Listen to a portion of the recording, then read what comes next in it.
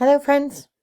I promised I would talk about rituals, and I'm not going to have a whole lot of time tomorrow night because my friend's coming over for a Samhain dinner, and so I probably won't get to record tomorrow night. So I wanted to at least get a ritual or two out there for people who are new to spirituality and want to try something that's sort of risk-free.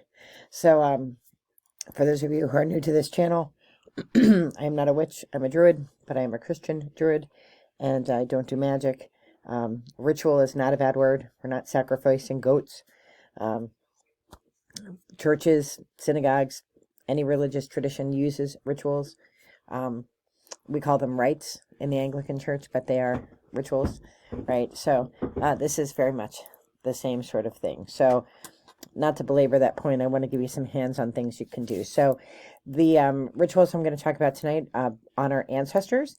And so there's some other things that you do during Samhain that, as a druid, reflection and things like that, they're not really ritual-based. They're really just things that you do, during the 3-day festival. So your reflection of the year prior and then making intentions for the year forward. And I will share with you a ritual that I do, to sort of solidify those things in my head.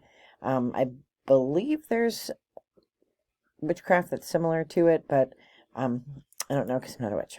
So let me share with you what I do. So I'm going to do this twice. I'm actually going to do it tomorrow night with my friend, and then I'll do it again on the 31st with my family. So basically, you start off with a dinner, and people do it different ways. Some people do a silent dinner where nobody talks, and then others do it with talking. I do it with talking because my family was very chatty. Appleton Ballpark. So I actually get out my china that comes from my family. So my grandmother had a set, my mother had a set. It's English china.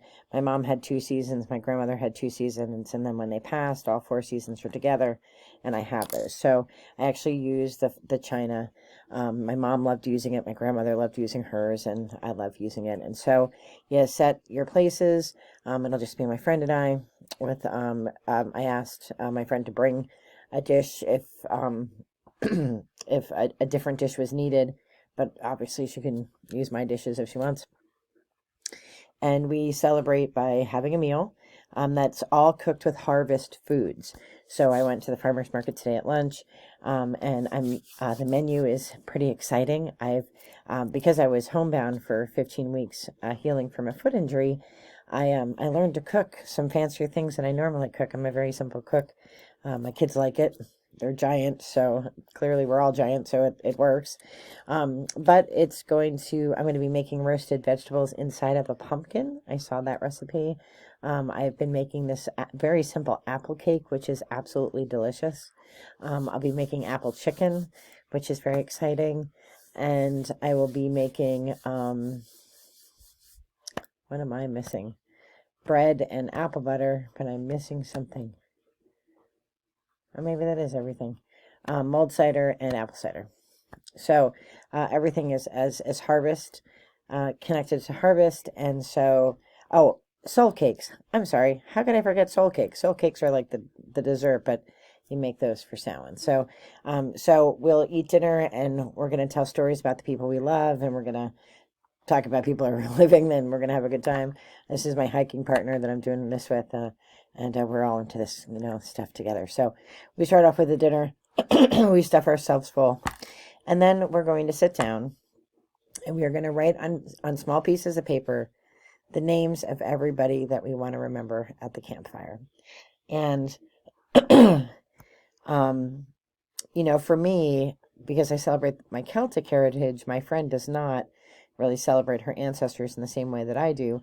It is how most of my family has passed on. I have a brother, but I have a brother who's passed. My parents have all passed. My grandparents have all passed. My aunts and uncles have all passed. My family, other than my brother and his family who are alive, and my husband's family who are alive, my family is mostly gone. So I have a lot of names, and when you get to a certain age, that starts to happen, fortunately. But I believe they're here with me, all around me, all the time. So, so you write one name per piece of paper, and then I got this thing. in my friend's wedding that I was just in as best man, and it like has a little slit in it. So I'm going to put the name in there so that I can like kind of set it and read it. So I'm not holding it, so that I can see it. And you tell people do this different ways, but the way that I do it is I tell a funny story or a warm and loving story, a great memory about the person. And that's to keep their memory alive in a positive light. Both of my parents died from just long illnesses that got progressively worse over time and were just horrible and for them and horrible for those watching. I don't want to remember them that way. I want to remember the fun times and remember the good times. So you put each person's name in here. You tell a funny story or a warm story, and then, you put the name in the fire, and then you've remembered them.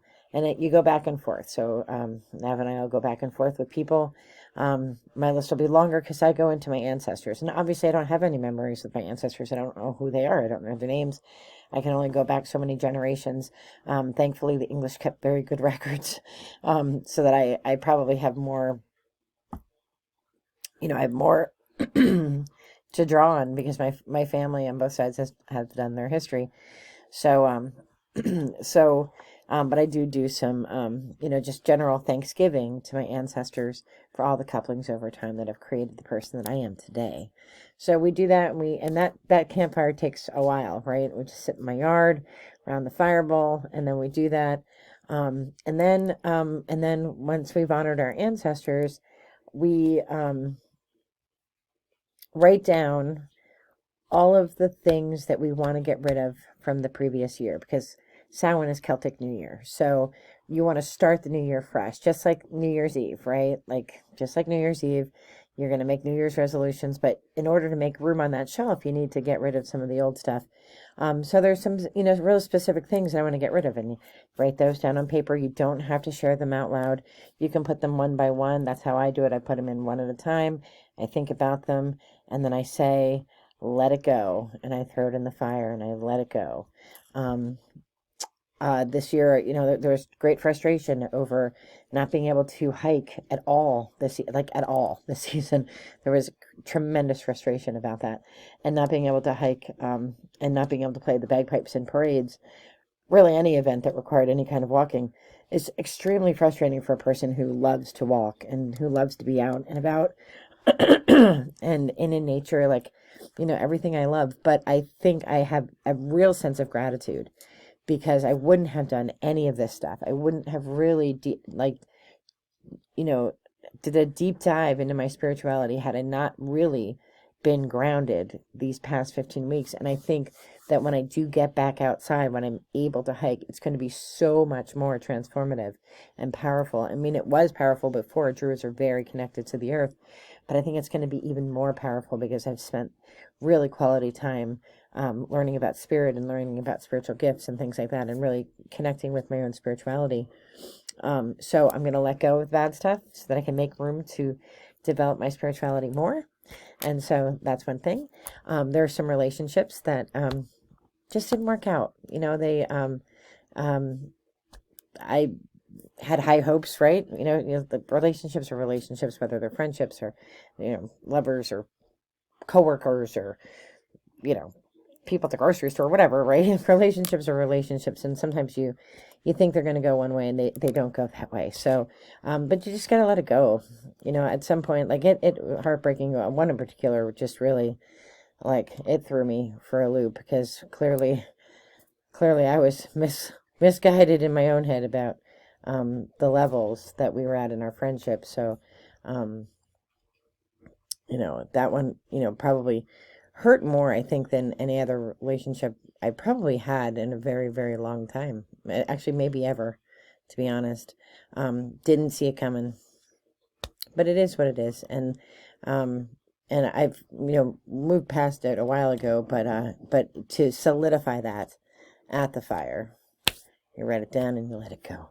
And I've let it go anyway, but, and then, just like the daily frustrations with, different things, different, basic frustrations with myself and things that I always try to work on, and I never quite make the mark. I'm going to forgive myself for that so that I can make space to try again in the new year.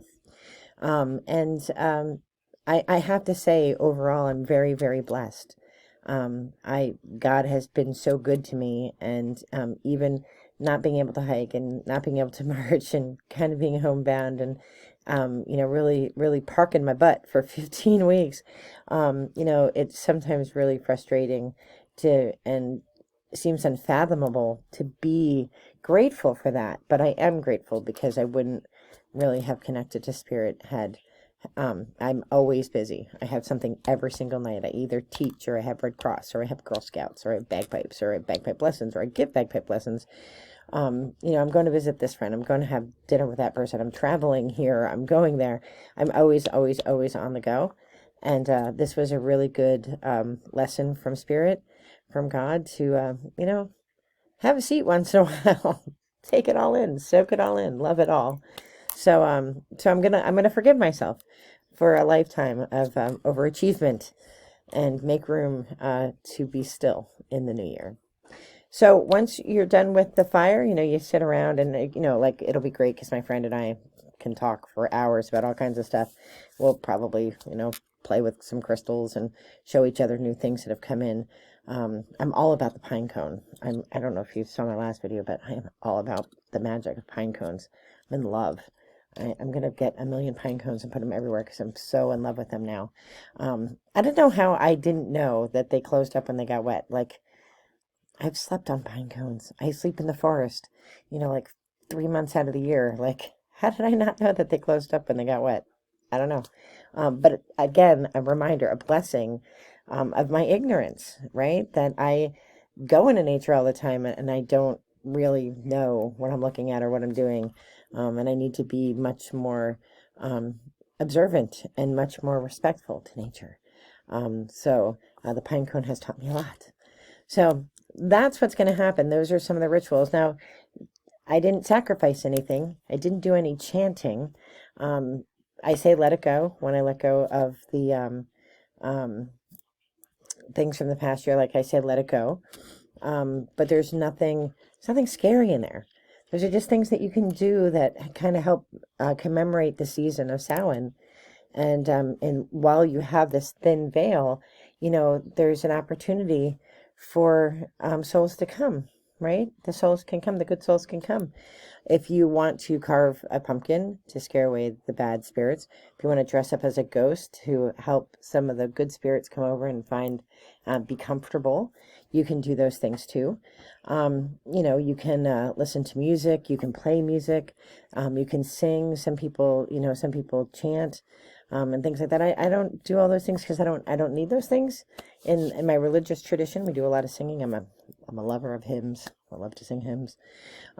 So for this part of the celebration, the meal, the breaking of bread, the remembering of the good times, and really making sure that those names are not lost and forgotten. I've been watching some YouTuber who goes to English graveyards and was at the graveyard where my great-grandfather is buried. And just these old graveyards that have graves back to the 1600s, and they're like in horrible shape, like cracked and broken and all this stuff. And I thought, wow, they're long forgotten because their families may have moved, to the US, or like my family did. There was nobody to take care of them.